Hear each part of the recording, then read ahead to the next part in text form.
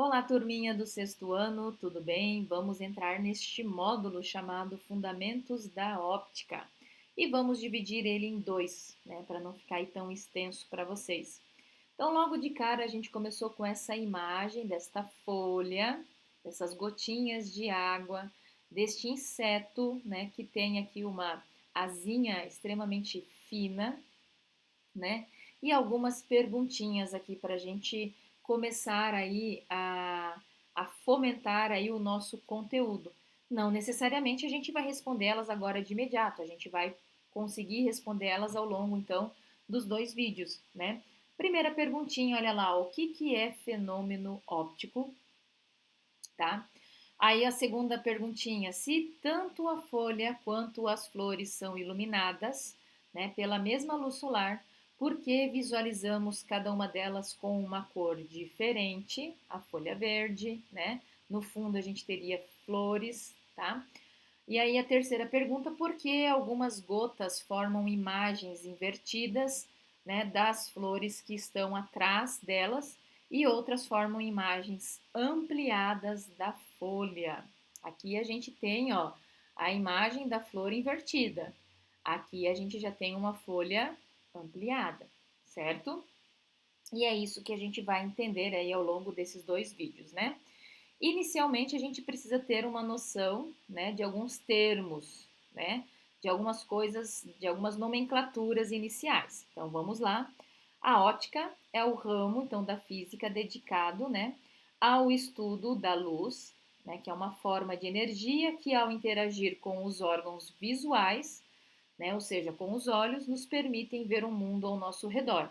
Além disso, ela também estuda, né, os fenômenos ópticos, como a reflexão, a absorção, a refração, entre outros, e também estuda os sistemas ópticos, como os espelhos, as lentes, o olho humano, as máquinas fotográficas, os microscópicos, as lunetas, entre outros. Então, olha lá, nós temos nessa imagem aqui, ó, a luz emitida aí pela lâmpada, né, da luminária, se propaga pelo ar, sendo refletida por diversos objetos sobre a mesa. Depois disso, ela se propaga pelo ar até atingir as lentes dos óculos, né, que formam aí uma imagem mais nítida para essa pessoa que tem alguma dificuldade visual, né? Então isso é importante. Aqui nós temos o termo óptica, que vem do grego, relativo à visão, né? Mas na física, óptica é uma parte da física que estuda a luz, os fenômenos ópticos e os sistemas ópticos e a propagação, que a gente viu aqui agora, que ela se propaga, né? Propagação, o que, que é? Dentro da óptica, é o termo utilizado para descrever o deslocamento da luz usando quando esta percorre por um meio óptico. Nós vamos falar mais para frente o que, que seria esse meio óptico, então fiquem tranquilos.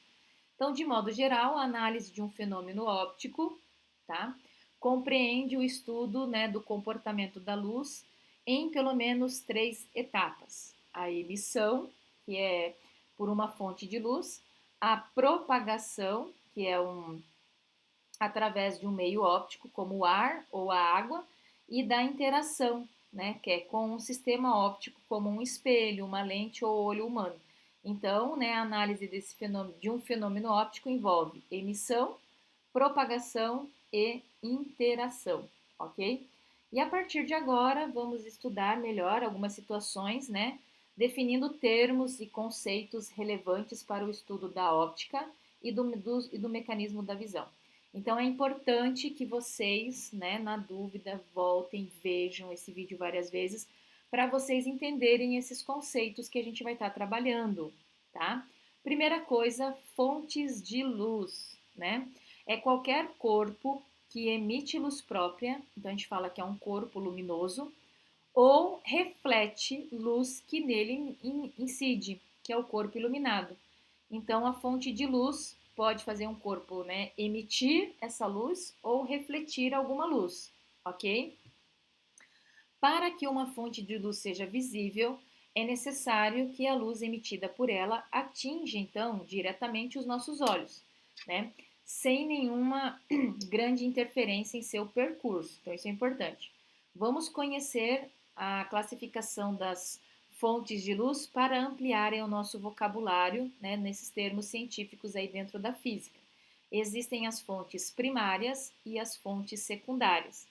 Então, algumas fontes de luz, né, têm luz própria, ou seja, elas vão produzir luz e por isso são chamadas, né, de fontes primárias. Então, têm luz própria, produzem luz.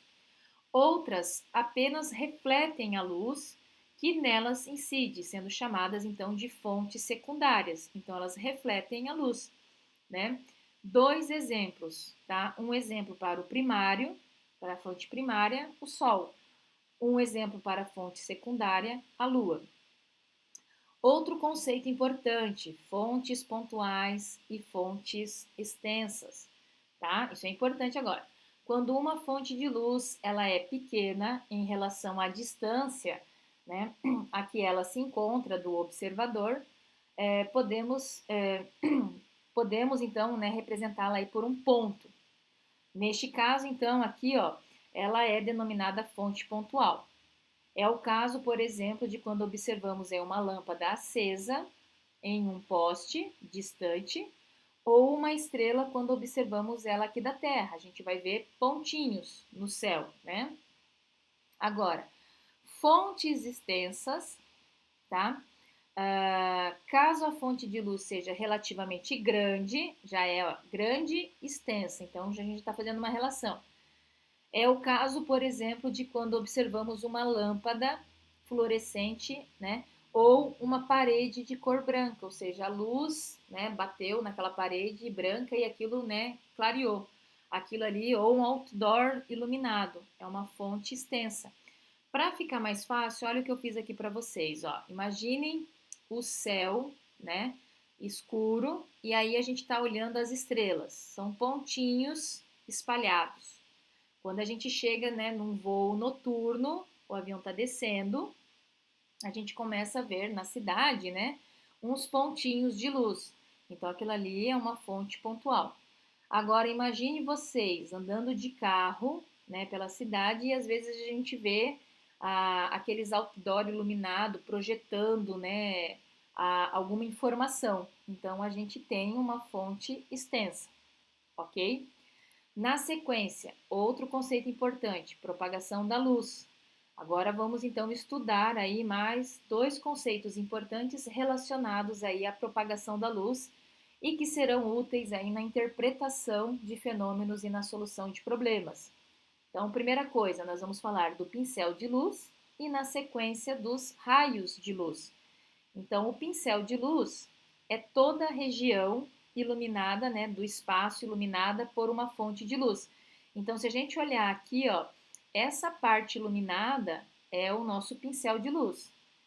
Essa parte iluminada essa parte iluminada, melhor dizendo, é o nosso pincel de luz. Essa parte que vem de forma cilíndrica e depois ele converge, né? E esse laser aqui, ó, verdinho, é o nosso pincel de luz.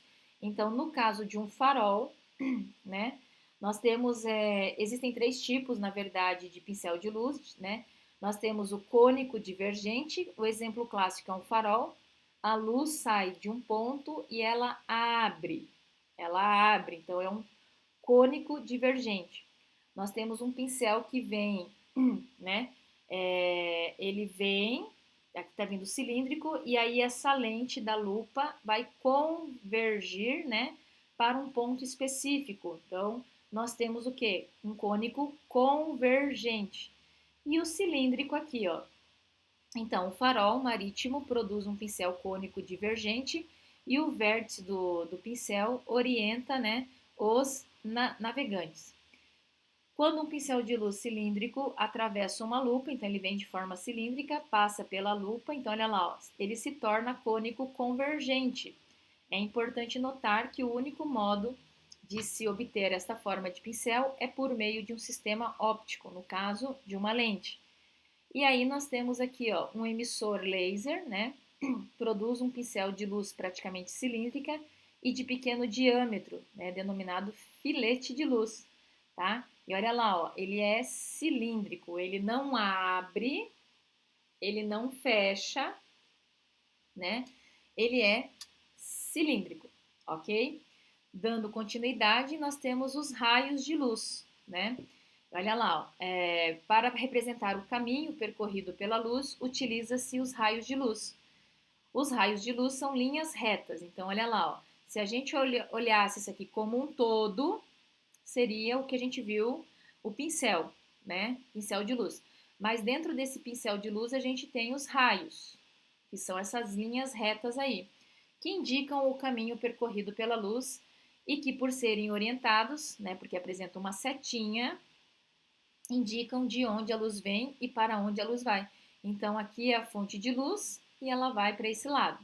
Aqui eu tenho a fonte de luz e ela canaliza para esse lado. E aqui eu tenho a fonte de luz que vai de forma paralela.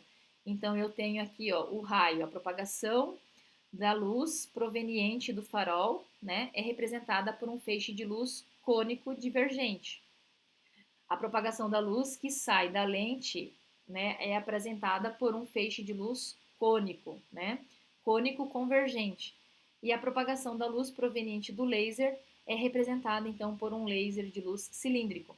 Então, cada representação está relacionada com um exemplo anterior.